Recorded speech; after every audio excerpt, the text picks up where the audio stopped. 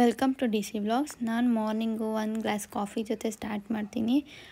Breakfast ಆದಮೇಲೆ almond oil ತೊಗೊಂಡು ಪಾಪು ಫೇಸ್ಗೆ ಮತ್ತು ಬಾಡಿಗೆಲ್ಲ ಅಪ್ಲೈ ಮಾಡಿ ಮಸಾಜ್ ಮಾಡ್ತೀನಿ.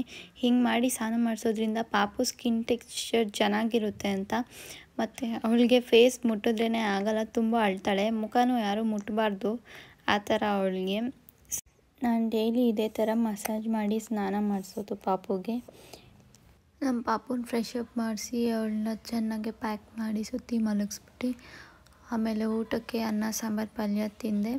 ಸೊ ಈಚೆಗಡೆ ವೆದರ್ ತುಂಬ ಕೋಲ್ಡ್ ಇರೋದ್ರಿಂದ ಸಾಕ್ಸ್ ಸ್ವೆಟರ್ ಎಲ್ಲ ಹಾಕ್ಕೊಂಡು ಓದೋಕ್ಕೆ ಸ್ಟಾರ್ಟ್ ಮಾಡಿದೆ. ಸ್ವಲ್ಪ ಓದ್ಕೊಳ್ಳೋದಿತ್ತು, ಓದಿ ಸ್ವಲ್ಪ ಹೊತ್ತು ರೆಸ್ಟ್ ಮಾಡಿ ಈವ್ನಿಂಗ್ ಕಾಫಿ ಮತ್ತು ಬಿಸ್ಕೆಟ್ ತಿಂದೆ. ನಮ್ಮ ಪಾಪು ನೈಟೆಲ್ಲ ಎದ್ದಿರ್ತಾಳೆ, ಎಷ್ಟು ಮಲಗಿಸಿದ್ರೂ ಮಲ್ಕೊಳ್ಳೋದೇ ಇಲ್ಲ. ಮಾರ್ನಿಂಗ್ 6ವರೆಗೂ ಎದ್ದಿರ್ತಾಳೆ.